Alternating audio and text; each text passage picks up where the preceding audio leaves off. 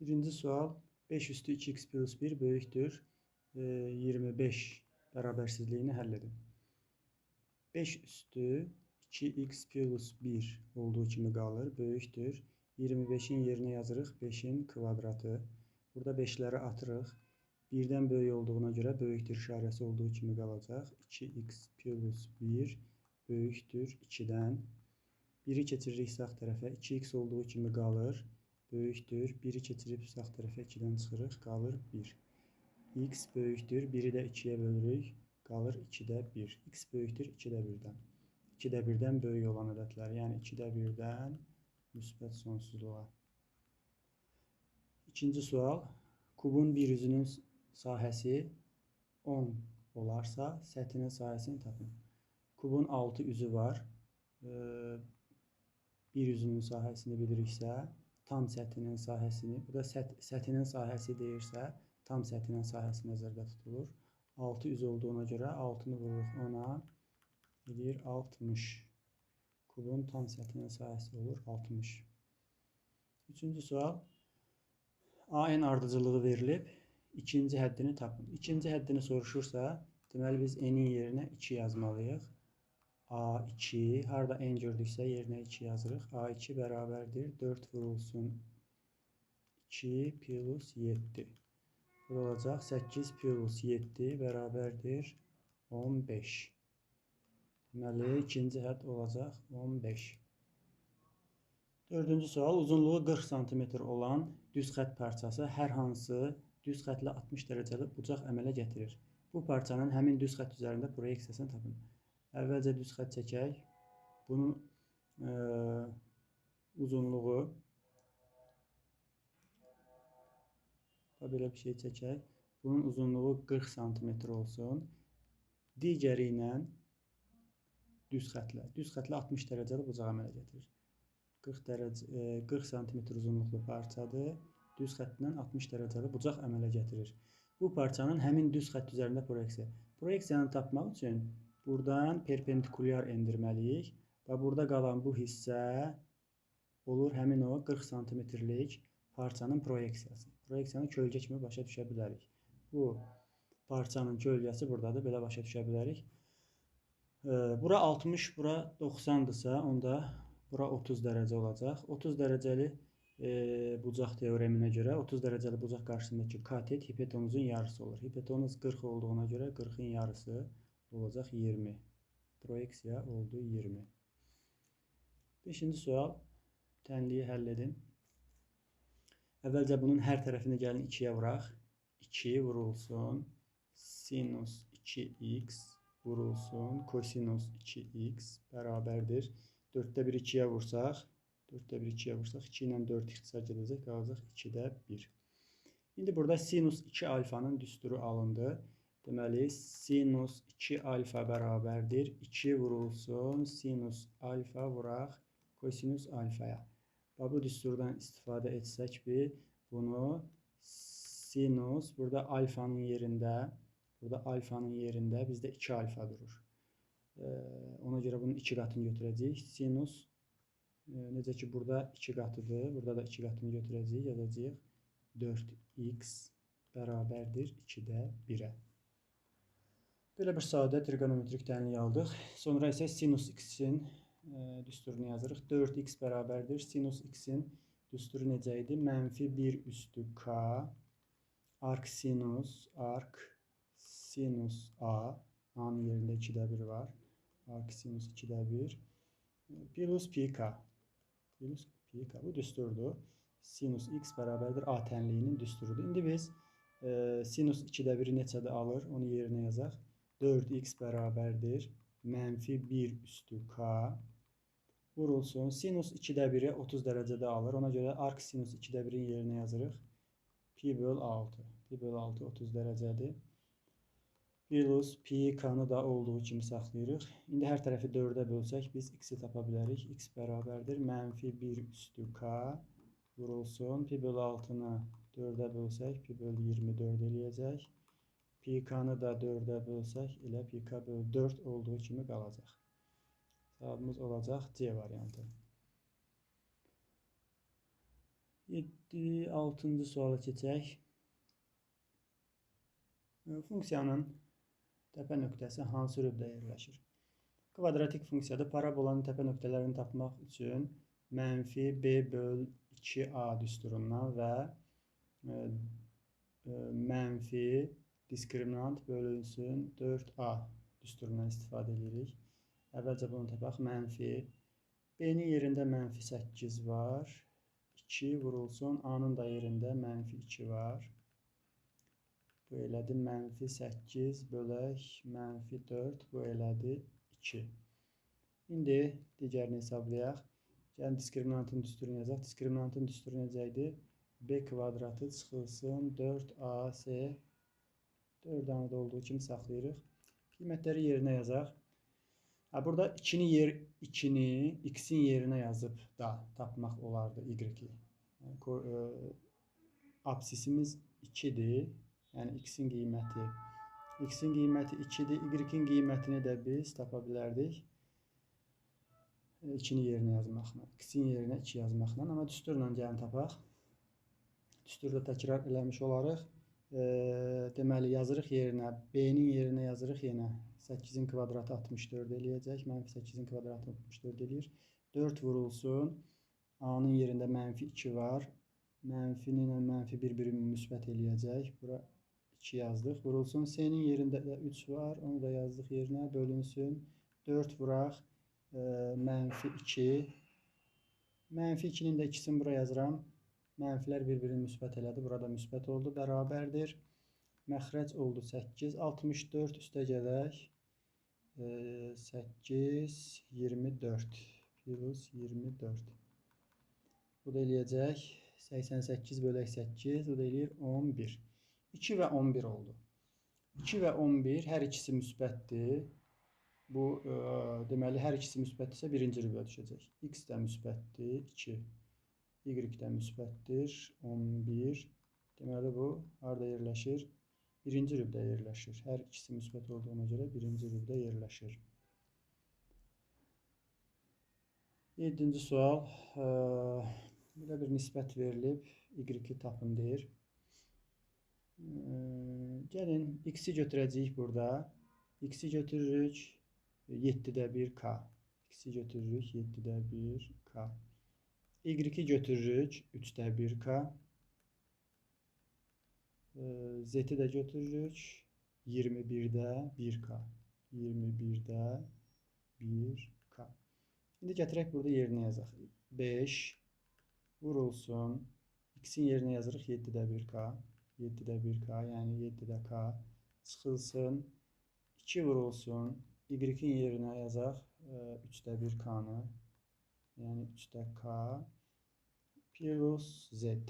Yəni 21-də k. 21-də k. Bərabərdir 16-ya. Ortaq məxrəci gətirək. Ortaq məxrəc 21-dir. Bunu 3-ə vuraq. Bunu 3-ə vururuq. 5 də burada var. 15k. Çıxılsın. Bunu 7-yə vurmalıyıq. 2 də var burada. 14k. Plus. Bunu olduğu kimi saxlayacağıq. Plus k. Bərabərdir 16-ya. 15-dən çıxsaq 2k. 21-də surətdə qaldı 2k. 2k. 21-i də 16-ya çarpaz vuraq. 21-i də 16-ya çarpaz vurduq. Hər tərəfi 2-yə bölsək. Hər tərəfi 2-yə bölsək qalacaq. K bərabərdir 21 vur 8. 21 vur 8. 21 də 8-ə vursaq eləyəcək 168. K-nı tapdıq 168. K 168-dir. Bizdən Y-i soruşur. Y-i nə götürmüşük? 3-də 1K götürmüşük. K-nı 168 yazdığımıza görə 3-də 1-i vuracağıq 168-ə. 168-i də 3-ə bölsək 5 dəfə düşür, 56 düşür. Deməli, Y oldu 56. 8-ci suala baxaq. Bərabəryanlı trapesiyanın daxilinə çevrə çəkilmişdir. Trapesiyanın oturacaqları 4, 16 olarsa bu çevrənin radiusunu tapın. Deməli, trapesiyanı çəkək hələ ki. Daxilinə çevrə çəkmək hələ ki. Trapesiyanın oturacaqları 4 və 16-dır. Bura 4-dür, burada 16-dır.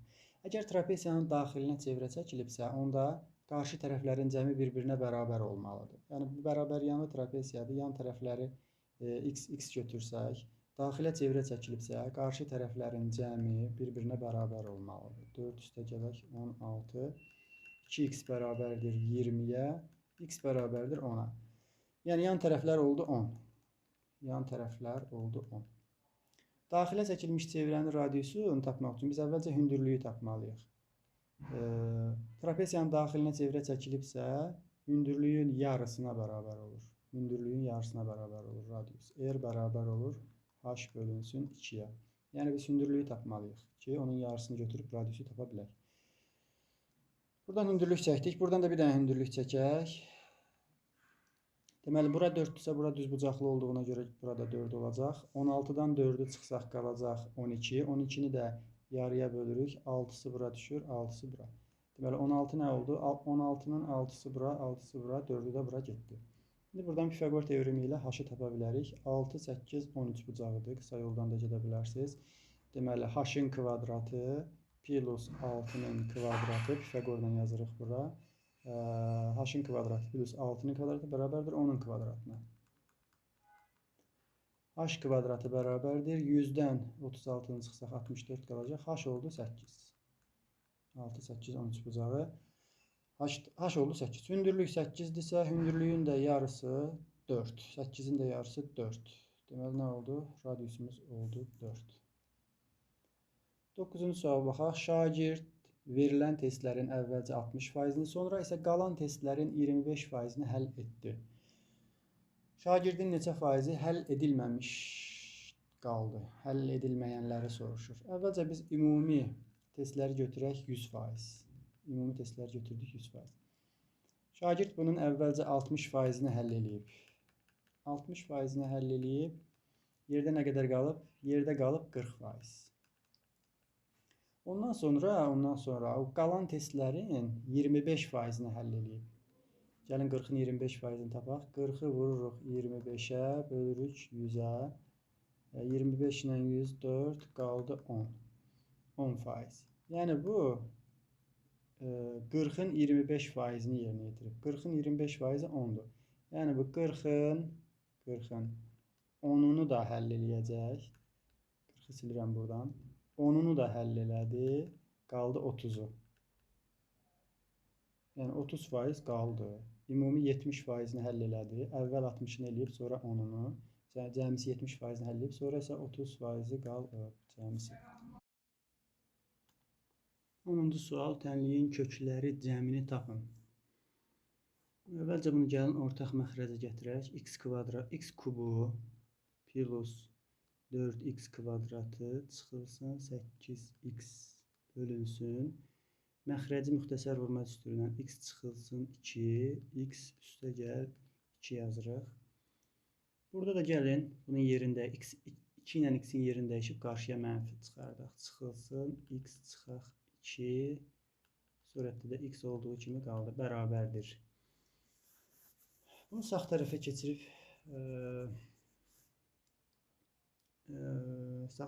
keçirib ixtisar da edə bilərik. Gəlin sağ tərəfə keçirək.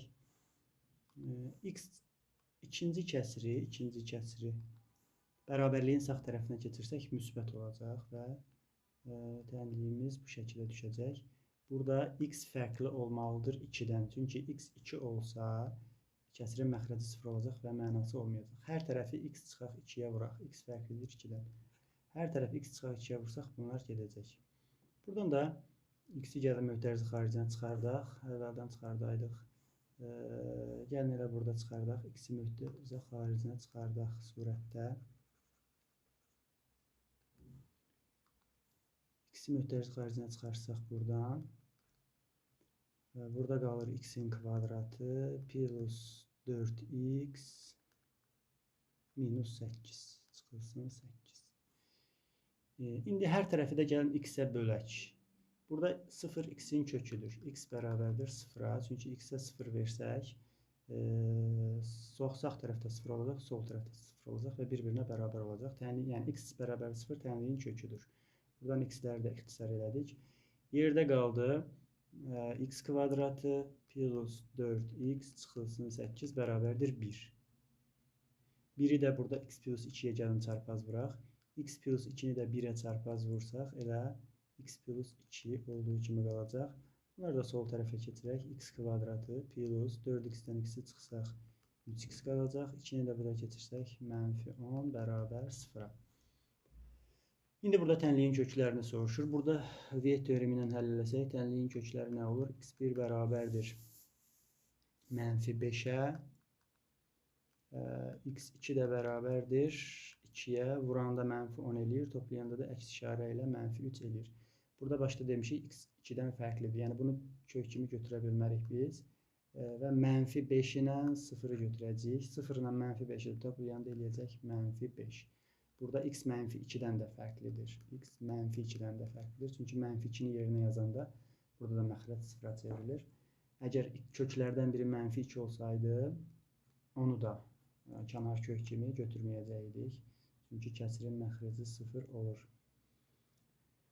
11-ci sual. Paralleqramda AM və MB buralar bir-birinə bərabərdir və AMCD'nin sahəsi 12'dir. Rəngli sahə 12'dir. ABCD'nin sahəsini soruşur. Ümumi paralleqramın sahəsini soruşur. Gəlin AC diaqonalını çəkək. AC diaqonalı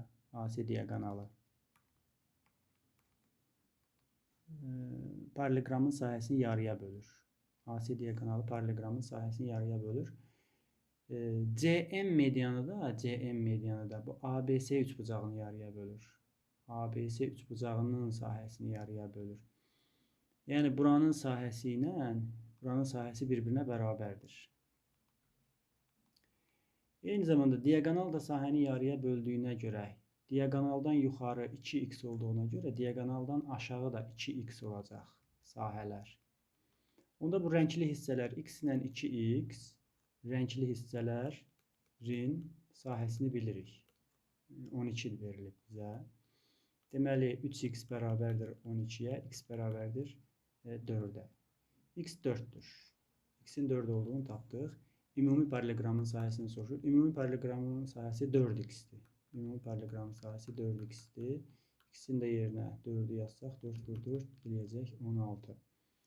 Paralleqramın sahəsi oldu 16. B çoxluğunun neçə elementi 8'ə qalıqsız bölünür? 16 8'ə qalıqsız bölünür.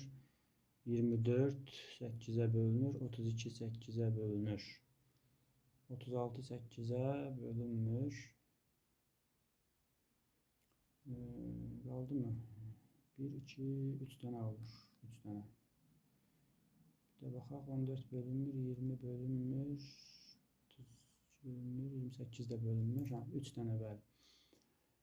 8'ə qalıqsız bölünür. 13'ə baxaq. Tənliklər sistemindən x kvadratı çıxılsın 9y kvadrat ifadəsini tapın. Buradan baxanda görürük ki, bu nədir? Müxtəsər vurma düsturudur. Biz bunu müxtəsər vurma düsturu ilə bərabərdir.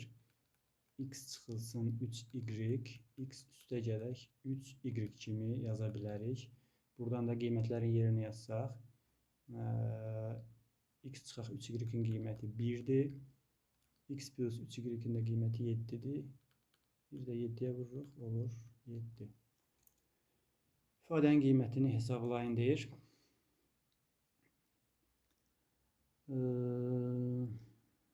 Deməli nə yazaq burada? 25'i yazaq 5'in kvadratı kimi. 5'in kvadratı yazırıq. Qüvvətlər bir-birinə vurulur.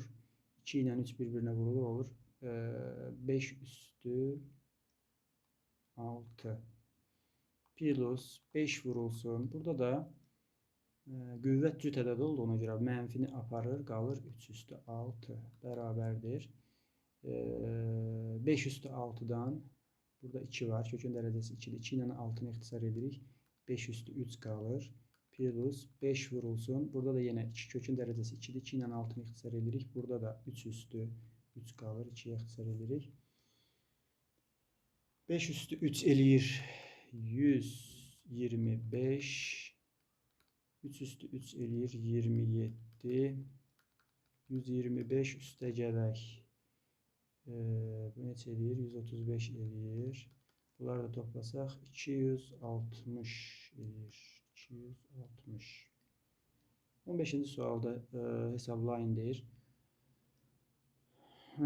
Misala baxsaq görərik ki, burada ortaq vuruq varmı? Bir baxaq. Burada bu sinus pi böl 6 və kosinus pi böl 3. Hər ikisinin qiyməti 2-də 1-dir. Sinus 30-da 2-də 1 alır. Kosinus da 60-da 2-də 1 alır. Bu 2-də 1-ləri gəlin biz möhtərizə xaricinə çıxardaq. 2-də 1-i möhtərizə xaricinə çıxarsaq, burada qalacaq sinus 4 pi böl sinus 4 pi böl 7 vurulsun sinus 3 pi böl 7 çıxılsın.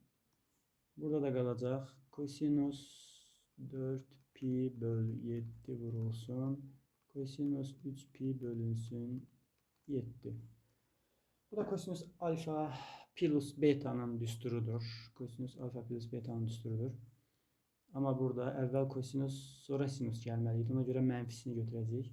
Yəni düsturu buraya yazıram. Bax, kosinus alfa plus beta'nın düsturu bərabərdir. Kosinus alfa vuraq, kosinus beta çıxılsın. Sinus alfa vurulsun, sinus beta.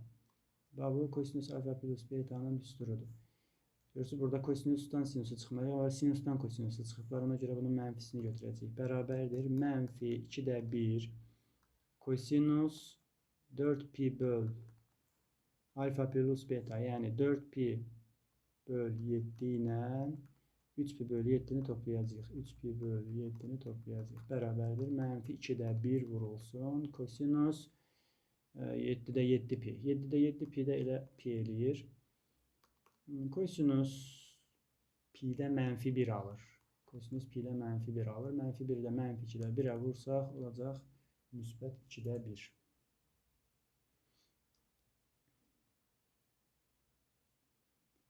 On 16-cı sual. Belə bir bərabərlik verilib. 49 üstü b böl 2a'nı hesablayın deyir. Gəlin bunu 35'i yazaq. 5 üstü a vurulsun 7 üstü a. 35'i parçaladıq. Qüvvətlər, eyni əsaslı qüvvətləri böləndə qüvvətlər çıxılır. Deməli biz bunu 7 üstü a bölünsün 7 üstü b kimi yaza bilərik. Gəlin burada ixtisar eləyək. Hər tərəfi 7 üstü a'ya bölsək 7 üstü a'lar gedəcək. Tapdıq ki 5 üstü a bərabərdir nəyə?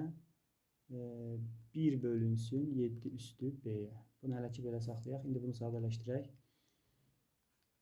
49'u yazaq 7'nin kvadratı kimi yazaq. 7'nin kvadratı kimi. 7'nin kvadratı yazaq. Qüvvətlər bir-birinə vurulur. Bunu da b böl 2a'ya vursaq 2'lər ixtisar gedəcək. Qalacaq 7 üstü b böl a. 7 üstü b böl a. Sonra indi nə edə bilərik burada? Biz 7 üstü b'ni bunu biz 7 üstü b vurulsun üstündə 1 böl a belə yaza bilərik. Çünki qüvvəti qüvvətə vuranda b'ni 1 böl a'ya vursaq b böl a eləyəcək. İndi 7 üstü b'ni gətirib burada yerinə yazaq. Bərabərdir. Burada 5 üstü a ilə 7 üstü b bir-birinin tərsidir. Yəni 7 üstü b'nin yerinə 1 bölünsün 5 üstü a yaza bilərik. 1 bölünsün 5 üstü a yaza bilərik. 1 böl a'nı da olduğu kimi saxlayırıq. Burada 5 üstü a məxrəcdədir. Bu qarışmasın. 1 böl a. Bərabərdir. İndi 1 bölünsün 5 üstü a'nı biz a üstü 5 üstü mənfi a yazırıq. 5 üstü mənfi a yazırıq. 1 böl a. Bu biraz çətin sualdır. Asan kimi görsənir, amma biraz çətindir. Diqqətli olmaq lazımdır. Qüvvətlər bir-birinə vurulur, olur 5 üstü -1. 5 üstü -1 alır, hesablayır, -1 qalır. 5 üstü -1 də eləyəcək 5-də 1. Yəni 0,2. Bərabərsizliyin tam həlləri cəmini tapın.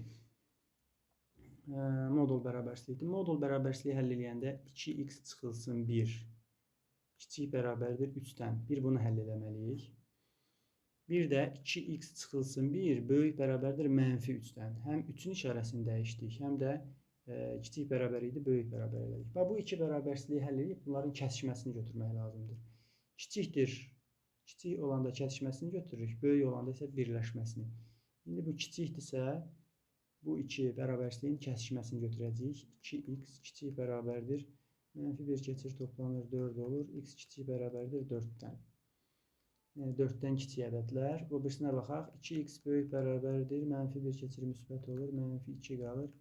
X böyük bərabərdir -1-dən. Yəni -1-dən böyük, 4-dən kiçik kəsişməni verir. Hansılardır? -1, 0, 1, 2, 3, 4. Və bu tam ədədlər olacaq bunun həlli. Bunları da toplasaq, -1 ilə -1 0 eləyəcək. 2, 3, 4-ü toplayırıq, eləyir 9. Tam həllərinin cəmi olur 9.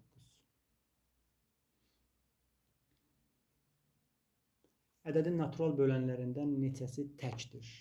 Natural bölənlərindən neçəsi təkdir? Deməli, natural bölənlərin tək olması üçün biz bu 2-ni buradan yox eləməliyik. Çünki 2-ni nəyə vururuqsa vuraq, o nə olur? Cüt olur. Ona görə biz bu hissəyə gəlin baxaq. 3 üstü 2 vurulsun 5 üstü 1. Bunun natural bölənlərini tapmalıyıq. Yəni 2 olmayan vuruqları tapmalıyıq. Çünki 2-yə vuranda cüt ədəd olacaq. Natural bölənlərin sayını tapmaq üçün qüvvətləri bir vahid artırıb vurmalıyıq. 2-ni bir vahid artırırıq, olur 3. 1-i də bir vahid artırırıq, olur 2. Bu da eləyir 6. Yəni bunun 6 dənə böləni var ki, onlar tək ədəddir.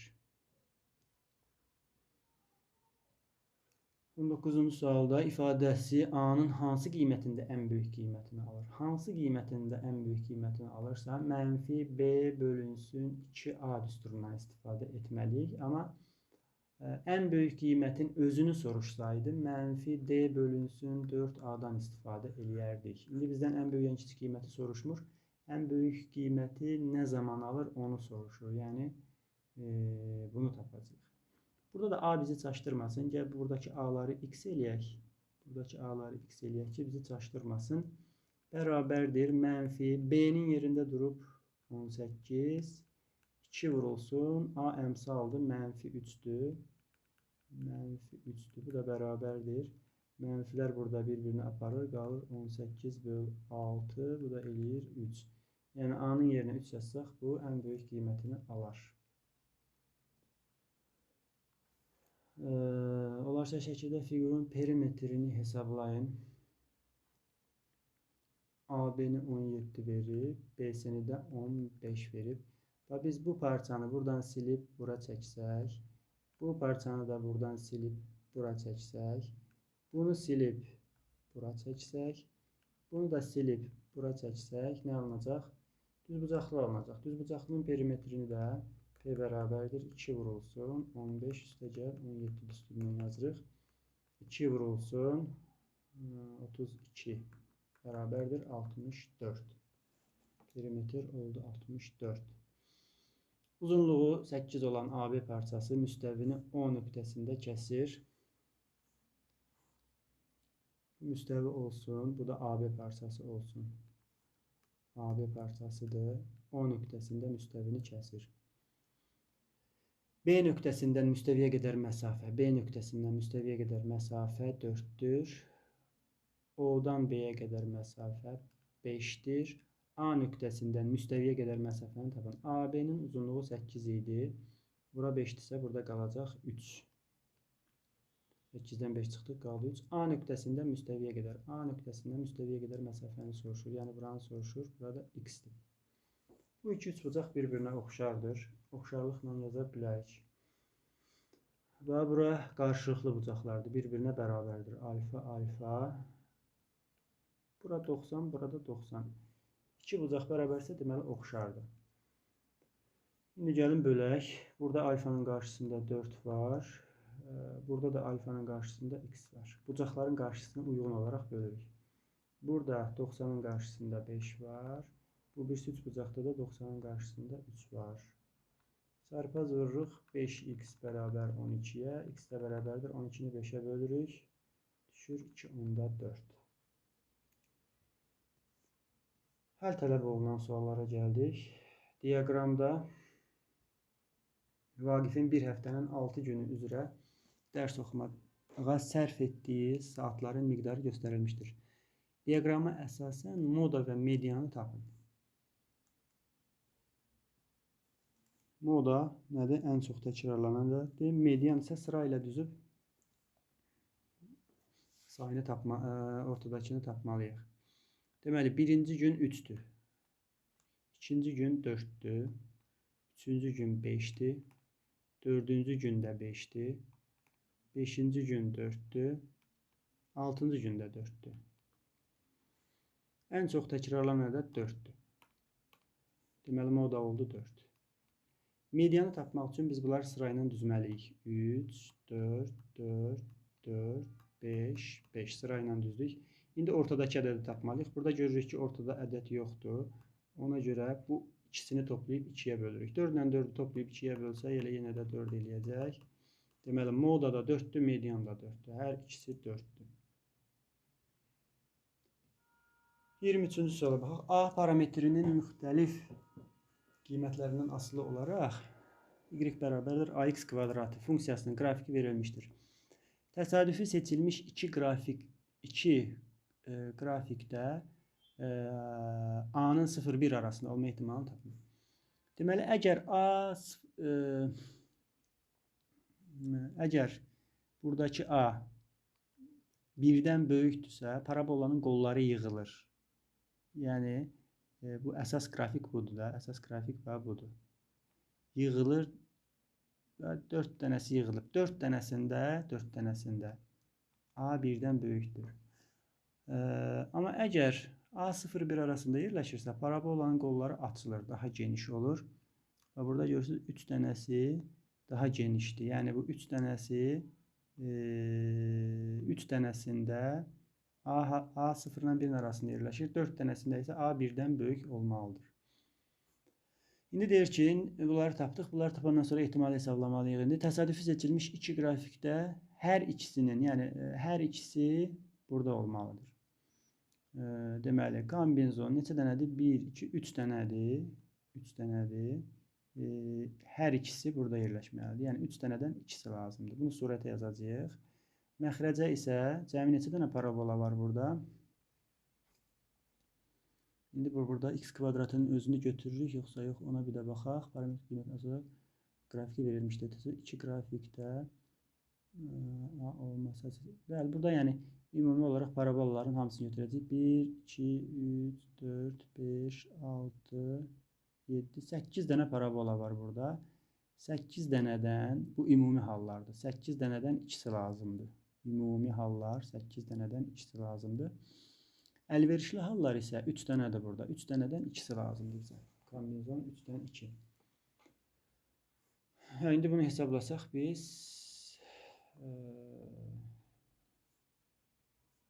ehtimal tapa bilərik. Əvvəlcə kombinzon 3-dən 2-ni hesablayaq. Kombinzon 3-dən 2 olacaq. 3 faktorial bölünsün. 3-dən 2-ni çıxanda 1 qalır. Vurulsun 2 faktorial. Belədir 3. Heç bunu hesablamağa ehtiyac yoxdur. 3. İkincisini hesablayaq. 8 faktorial. 8-dən 2-ni çıxsaq 6 faktorial. Vurulsun 2 faktorial. Bərabərdir. 8 faktorialla 6 faktorialı ixtisar eləsək, burada 7 ilə 8 qalacaq. Çünki bu 1-dən 8-ə qədərdir. Bu 1-dən 6-ya qədərdir. 1-dən 6-ya qədər olanları ixtisar eləsək, 7 ilə 8 qalar. 2 faktorialda 1 vurulsun 2. Elə 2 eləyir. Buradan da qaldı. İxtisar eləsək, 28. Deməli, surət məxrəc oldu 28, surət oldu 3. Ehtimal oldu 28-də 3. Dördüncü sual, 24-cü suala baxaq. Müstəvidən 16 sm məsafədə yerləşən nöqtədən bu müstəviyə uzunluğu 20 sm olan bütün mümkün maillər çəkilmişdir. Burada biz konus alacağıq. Təsəvvür edin ki, 16 sm hündürlükdür. Müstəvidən 16 sm hündürlükdür. Biz buradan bütün mailləri çəkəndə konus alınır. Bütün mailləri çəkirik, konus alınır. Belə bir konusdur. Maillərin əmələ gətirdiyi səthin sayəsini tapın. Konusun, yəni yan səthinin sayəsini soruşur. Konusun yan səthinin sayəsi PRL ilə hesablanır. S yan bərabərdir PRL. Artıq konus olduğunu bildik biz. Deməli, bu kənardan çəkilən konusu, belə bir konus alınır. Konusun hündürlüyü belə bir konus alınır. Konusun hündürlüyü 16'dır. Konusun hündürlüyü 16'dır. Maillər 20'dir. Maillər 20'dir, yəni yan tərəf 20'dir. İndi biz radiusu tapaq. Pifaqorla tapa bilərik. Xüsusi üçbucaqlarla da tapa bilərik. 3, 4, 5 üçbucağıdır. 3, 4, 5 üçbucağıdır. 4'ə vurublar. 16'nın kvadratı plus r-in kvadratı bərabərdir 20'nin kvadratına. Açıq suallarda bunu mütləq yazmaq lazımdır ki, tam bal versinlər. R kvadratı bərabərdir 20'nin kvadratı 400 eləyir. 16'nın kvadratı 256 eləyir. Qaldı 144. 144'dən də 12 çıxır. Radius oldu 12. İndi gəlin yerinə yazaq. Pi vurulsun. Radiusumuz neçədir? Radiusumuz 12'dir. Tapdıq 12'ni. L-dəki doğramdır. Yan tərəf 20. L buradır. Yan tərəf. Bura L-dir. Bura H-dir. Bura da R-dir. L neçə idi? L-dəki 20 idi. Bu da elədi 240 pi. Yan səthinin sayəsi oldu 240 pi.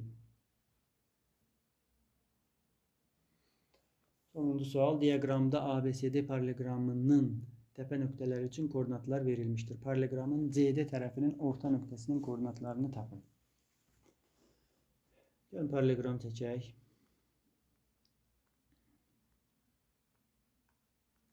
Deməli A, B, C, D. A nöqtəsi X. Ağ rəng X-i göstərir. Rəng qara da Y göstərir. 2, 4. A'nın koordinatları 2, 4. B'nin koordinatları 4, 7'dir. 4, 7'dir. C'nin koordinatları isə 8, 7'dir. 8, 7'dir. Bizdən soruşur CD tərəfinin orta nöqtəsini. CD tərəfinin orta nöqtəsini soruşur. Paralelogramın tərəfləri bir-birinə bərabər və paralel olduğuna görə, yəni bunu biz paralel köçürmə kimi fikirləşə bilərik. Təsəvvür eləyək ki, B nöqtəsi A-ya paralel köçüb, C nöqtəsi də D nöqtəsinə paralel köçüb. Paralel köçürmədə X necə dəyişib? Baxın, 4-dən 2-yə 2 vahid azalıb. Burada da X 2 vahid azalmalıdır. 8'i 2 vahid azaldırıq, olur 6. Y necə dəyişib? 7'dən 4'ə, yəni 3 vahid azalıb. 7'ni də 3 vahid azalsaq, yenə də 4 olacaq. Paralel köçürübsə, eyni formada dəyişməlidir. İndi orta nöqtəni tapmaq üçün bunları toplayıb 2'yə bölməliyik. 6 ilə 8'i toplayıb 2'yə bölürük. 6 ilə 8'i toplayırıq. Eləyir 14. 2'yə də bölürük. Eləyir 7. 7 ilə 4'ü toplayırıq. Eləyir 11. 2'yə də bölürük. Eləyir 5,5. Yəni orta nöqtənin koordinatı oldu 7 və 5,5.